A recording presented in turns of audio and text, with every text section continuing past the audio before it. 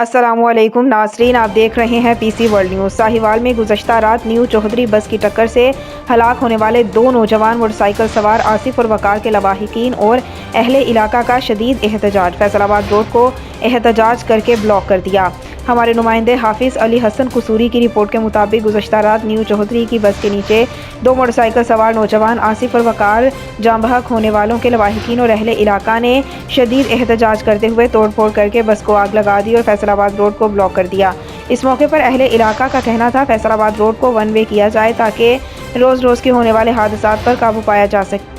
میں نے انصاف دیتا جائے، میں مزدور بندہ، میرا خالو ذات ایک بھائی ہے، ایک میرا بیٹا ہے، میرے کو 2 بیٹے سن، اندر کو بھی 2 بیٹے سن، ایک فوت ہو گیا، ایک باقی رہ گیا۔ بس میں نے انصاف دیتا جائے، میرا وزیر اعلیٰ تکر پیغام ہے، میں نے انصاف دیتا جائے، بس شکریہ دین نیوز کا بھی شکریہ۔